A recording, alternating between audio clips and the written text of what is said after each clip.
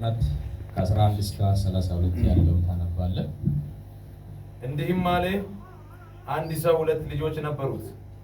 ከእነርሱም ታናሹ አባቱን አባቴ ሆይ ከገንዘቤ የሚደርሰኝን ክፍል ስጠኝ አለው። ገንዘቡንም አካፈላቸው። ከጥቂት ቀንም በኋላ ታናሹ ልጅ ገንዘቡን ሁሉ ሰብስቦ ወደ ሩቅ አገር ሄደ። ከዚያም እያባከነ ገንዘቡን በተነ። ሁሉንም ከከሰረ በኋላ በዚያች አገር ጽኑ ራብ ሆነ። እርሱም ይጨነቅ ጀመር። ሄዶም ከዚያች አገር ሰዎች ከአንዱ ጋር ተዳበለ። እርሱም እሪያ ሊያሰማራ ወደ ሜዳ ሰደደው። እሪያዎችም ከሚበሉት አሳር ሊጠግብ ይመኝ ነበር፣ የሚሰጠውም አልነበረም። ወደ ልቡም ተመልሶ እንዲህ አለ፣ እንጀራ የሚተርፋቸው የአባቴ ሙያተኞች ስንት ናቸው? እኔ ግን ከዚህ በራብ እጠፋለሁ። ተነስቼም ወደ አባቴ ቤት እሄዳለሁና አባቴ ሆይ በሰማይና በፊት በደልሁ፣ ወደፊትም ልጅህ ልባል አይገባኝም። ከሙያተኞችህ እንደ አንዱ አድርገኝ ይለዋለሁ። ተነስቶም ወደ አባቱ መጣ። እርሱም ገና ሩቅ ሳለ አባቱ አየውና አዘነለት። ሮጦም አንገቱን አቀፈውና ሳመው።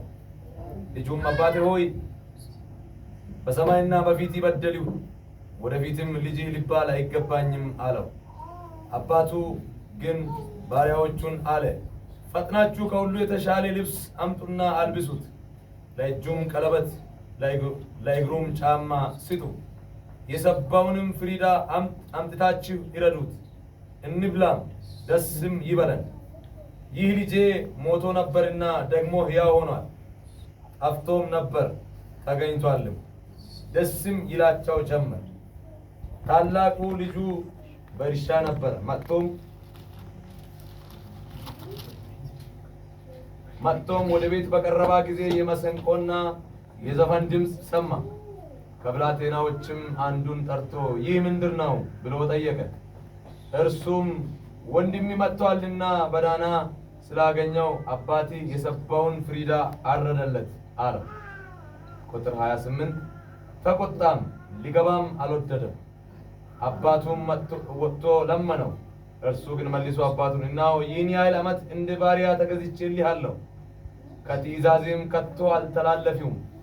ለእኔም ከወዳጆቼ ጋር ደስ እንድለኝ አንድ ጠቦት ስንኳ አልሰጠኸኝም። ነገር ግን ገንዘቤን ከጋለሞቶች ጋር በልቶ ይህ ልጅ በመጣ ጊዜ የሰባውን ፍሪዳ አረድህለት አለው። እርሱ ግን ልጄ ሆይ አንተ ሁል ጊዜ ከኔ ጋር ነህ፣ ለኔም የሆነው ሁሉ ያንተ ነው። ዳሩ ግን ይህ ወንድሜ ሞቶ ነበር፣ ሕያው ስለሆነ ጠፍቶም ነበር፣ ስለተገኘ ደስ እንዲለን ፍስያም እንድናደርግ ይገባናል አለው። ጌታ ኢየሱስ ይባርክ። እዚህ ክፍል የምናየው ከቁጥር 1 ጀምረን ስንመለከት ኢየሱስ ክርስቶስ ወደ ዓለም የመጣ ትልቁ ተልእኮ የፈጸመበት 99ኙም ቲቶ አንዱን በግ ፍለጋ ኢየሱስ ክርስቶስ የሄደበትን እናያለን። በመቀጠል እንደገና ደግሞ ድራም የጠፈባት ሴት ሳንተም ቤቷን እየጠረገች ያለውን ነገር እየገለባበጠች ስትንቀሳቀስ የጠፈባትን ሳንተም አግኝታ ጎረቤቶቿ ሁሉ ደስ እንድል እንደጠረች እናያለን።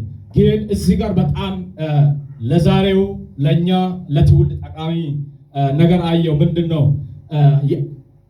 ልጁ አባቱን እንዲህ አለ፣ እድሜው ስለደረሰኝ ከዚህ በኋላ ከአንተ ጋር ሊኖር ስለማልችል ለኔ የሚደርሰኝን ድርሻዬን ስጠኝ ብሎ ምን ሆነ? ተካፍሎ ወደ ሌላ ሀገር ሩቅ የሆነው ነገር ሲሄድ በእጁ ያለው ነገር ቅርቡ ባላሰበው ሰዓት ከእጁ አለቀ።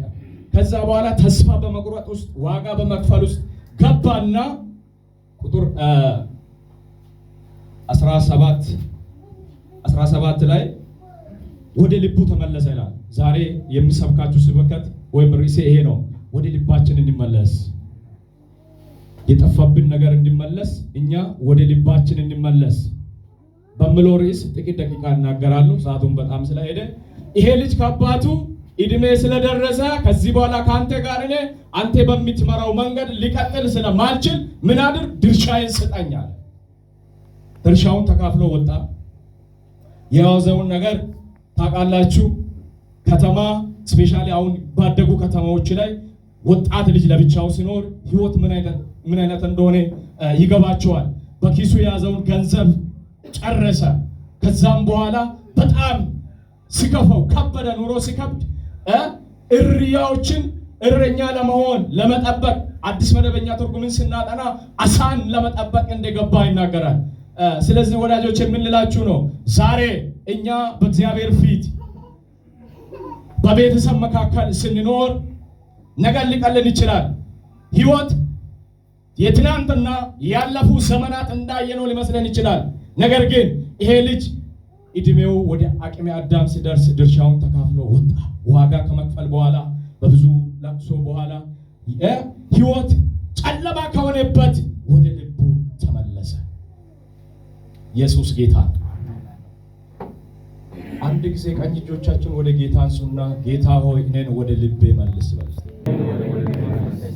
ብዙዎቻችን ድርሻ ተካፍለናል። ዛሬ ከእግዚአብሔር ፊት ኮብልለናል። በእግዚአብሔር ፊት በብዙ እንወቀሳለን። መንፈሳዊ ነገር አለን፣ የአገልግሎት ድርሻ አለን። ድርሻችን ተካፍለን ከእግዚአብሔር ቤት ኮብልለን ነው ያለነው። ኢትዮጵያውያን የሚወዳችሁ ኤርትራውያን ይህን ቋንቋ የምትናገሩ በልጁ በኢየሱስ የዳናችሁ እናንተ ተካፍለን ድርሻችንን ወጥተናል። ቤተክርስቲያን ባዶን ነው። ዝም ብላ አቴንዳንስ እንጂ የምናደርገው የእግዚአብሔር ሐሳብ እየሄደ አይደለም። የእግዚአብሔር ፈቃድ እየሆነ አይደለም። ሁላችንም በእግዚአብሔር ፊት አደገን። እድገታችን እግዚአብሔርን ማይወክል ነው። እድገታችን ለከተማ በረከት የማይሆን ነው። እድገታችን ወደ ያሰብንበት የማያደርስ እድገት ውስጥ ገባን። ትዕቢት ውስጥ ገባን። ኃጢአት ውስጥ ገባን። ዘረኝነት ውስጥ ገባን። ዛሬ በእናንተ ፊት የቆምኩት ወደ ልባችን እንመለስ። ወደ ልብ እንመለስ። ገንዘብ ቢሆን ኃላፊ ነው። እውቀት ቢሆን ኃላፊ ነው። የሚያንጸባርቅ ውበት ቢሆን ጊዜያዊ ነው። ጓደኛ ቢሆን ጊዜያዊ ነው። ብዙ ጊዜ በፈለገነው አቅጣጫ አድርገን የምንነዳው መኪና የኛ መኪና ብለን እንጠራለን እንጂ ያ መኪና እኛን አያውቅም። ገንዘብ እኛን አያውቅም። የቅርብ ጓደኛችን ዘመዳችን ነው ያለነው ሰው አንድ ቀን የሆነ ነገር ሲከብደን ከጀርባው የሆነ የሚጥል ነው። ዛሬ ሰዓት ባለው ሰዓት በጆሮአችሁ የምናገረው ይሄን ነው። ወደ ልባችን እንመለስ። እግዚአብሔር ወደ ልቦናችን ይመልስ። ይሄ ልጅ የተሰማው ሐሳብ የሰራው ሂሳብ ምንድነው? አድጌያለሁ አለ። ድርሻዬን መቀበል አለብኝ አለ። ዛሬስ ስንቶቻችን ተካፈለን ወጣን ከእግዚአብሔር ፊት? ስንቶቻችን ኮበለለን? ስንቶቻችን የሚደርሰኝን ስጠኝ ብለን ከእግዚአብሔር ፊት ኮበለለን? በእውነት እግዚአብሔር ዛሬ ይመልሳል። ይሄ ልጅ ወደ ልቡ ተመለሰና ምንድነው ያለው? አባቴ ቤት ከኔ ይልቅ ሰራተኞች እንጀራ ጠግቦ ይበሉ የለውም ወይ? ከዚህ በኋላ እኔ ለአባቴ እንደ ልጅ ሳይሆን እንደ ባሪያ ሆኜ ለመኖር ወሰንኩኝ ብሎ ወደ ልቡ ተመለሰ። ወደ ልባችን እንመለስ።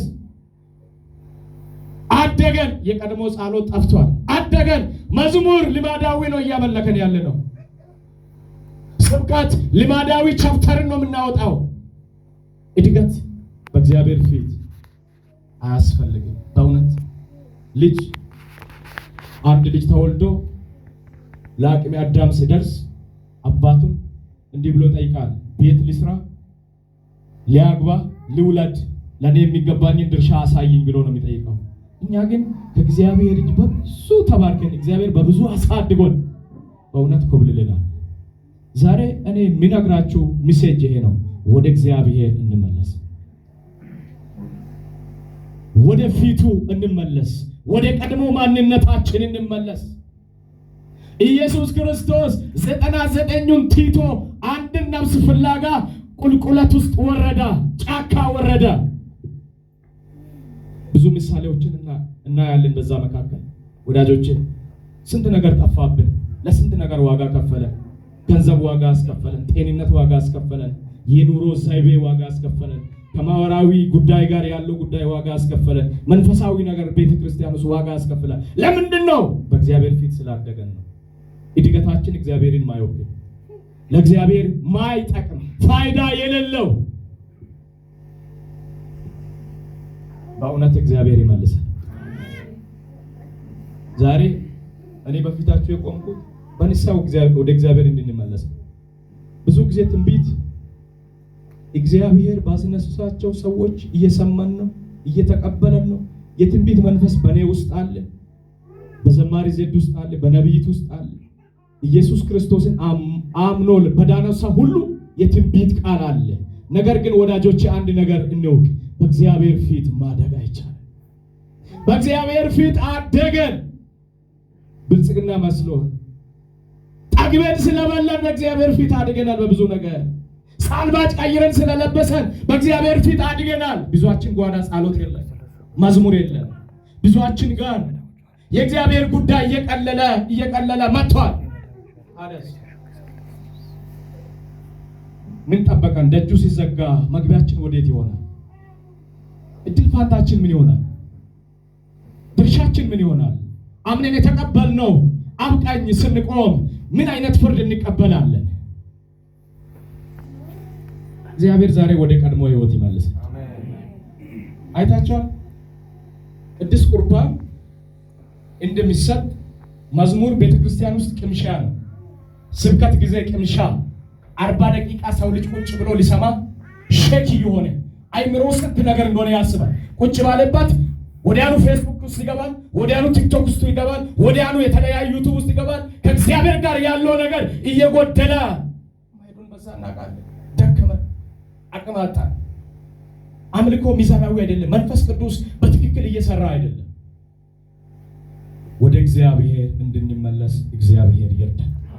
እግዚአብሔር ሆይ በሉ እጆቻችሁ ወደ እግዚአብሔር ዘርጉና ወደ ልቤ መልሰኝ በሉ።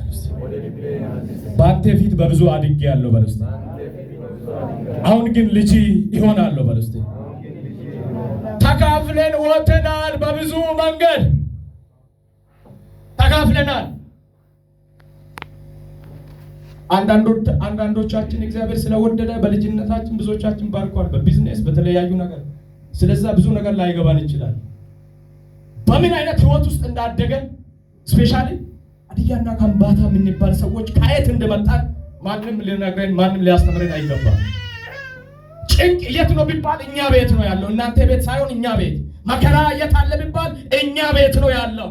ረሃብ የት አለ ቢባል እኛ ቤት። እኔ ባደግኩበት ታደስ ለምንድን ነው ማንነታችን የምንቀይረው? ዛሬ ስታይሎቻችን የምንቀይረው፣ ንግግሮቻችን የምንቀይረው? ትላንትና በተለያዩ ልሳን በተለያዩ ቋንቋ እያለቀሰን በእግዚአብሔር ፊት የምንንከባለል ሰዎች ዛሬ ቢዚ እኔ ቢዚ ነኝ፣ ለጸሎት እኔ ቢዚ ነኝ።